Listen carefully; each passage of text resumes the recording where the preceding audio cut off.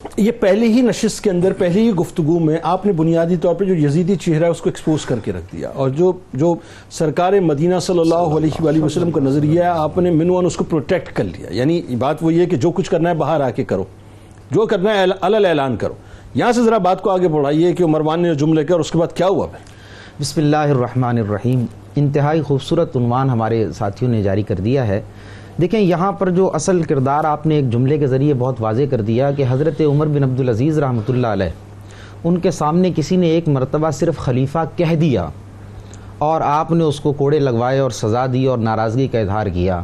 حضرت عمر بن عبدالعزیز رحمۃ اللہ علیہ تو امام حسین کے بہت بعد میں آئے ہیں. امام حسین کے بہت بعد کا تعلق ہے، نہ وہ مقام ہے، نہ وہ منصب ہے، نہ وہ مرتبہ ہے اور نہ وہ وجاہت ہے. تو آپ اندازہ لگائیں جب عمر بن عبدالعزیز جیسی ہستی کو اتنا غصہ آتا ہے یزید کے نام کے ساتھ صرف خلیفہ کے لفظ کو جوڑنے سے، جس کے سامنے امام حسین رضی اللہ تعالیٰ عنہ جب موجود تھے، تو جب اس کے سامنے پوری کی پوری سراپا اس کی بیعت رکھ دی گئی ہو، شدیدہ ہمارے لیے حسین اب کوئی آپشن نہیں ہے، تم سے ہر حال میں جبری بیعت لینی ہی لینی ہے.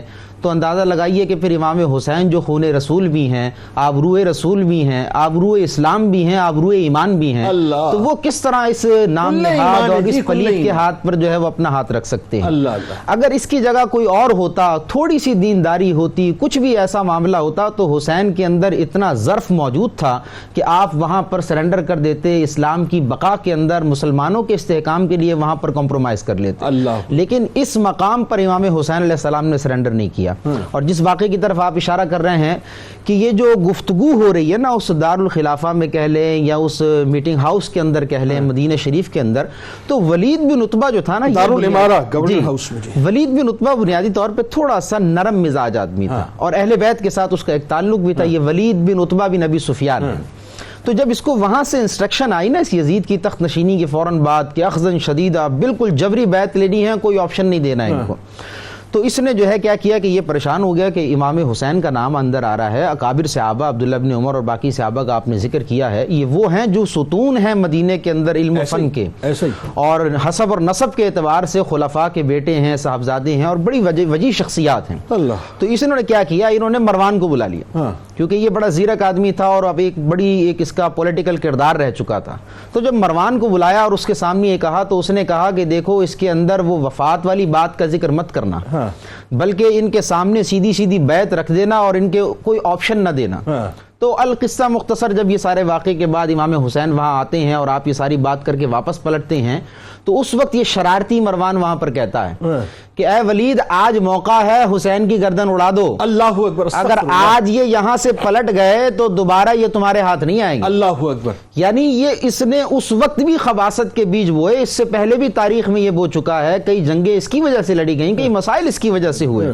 یہاں پر بھی دیکھیں کہ حاکم جو ہے مدینے کا، وہ سافٹ کارنر دے رہا ہے، گفت و شنید کر رہا ہے، بات چیت کر رہا ہے، ڈائلاگ کر رہا ہے، اور مروان کہہ رہا ہے کہ ان کی گردن مار دو. اور کن کی مارو اور کہاں مارو؟ وہ مدینہ المنورہ میں، نواسہ رسول کی. یعنی حرمتوں کا خیال نہیں ہے، نہ مدینے کی حرمت کا خیال ہے، نہ مدینے والے کی حرمت کا خیال. اللہ اکبر. یعنی مروان کا جو مزاج تھا، جو اس کا مائنڈ سیٹ تھا، وہ یہ تھا کہ کسی بھی طرح بس اثر و رسوخ حاصل کر لو، خوشامد کر لو، جتنے زیادہ ترقی کے زینے چڑھنے چاہتے ہو وہ چڑھ لو. تو امام حسین علیہ السلام کے سامنے جب یہ پیغام رکھا گیا تو ظاہری بات ہے اس پر امام حسین جیسی شخصیت، جب عمر بن عبدالعزیز کمپرومائز نہیں کر سکتے ایک خلیفہ کے نام سننے پر، تو امام حسین کس طرح اس کو قبول کرنے لگے. تو لہذا امام حسین نے ایک تدبیر فرمائی اور اس وقت وہاں سے چلے گئے، کیونکہ اس کے پیچھے وہی ایک پس منظر ہے کہ امام حسین علیہ السلام یہ نہیں چاہتے تھے کہ ان کا خون مبارک یا کسی بھی اعتبار سے، خون تو بہت بڑی بات ہے، تلوار بھی مدینہ الرسول میں چلے.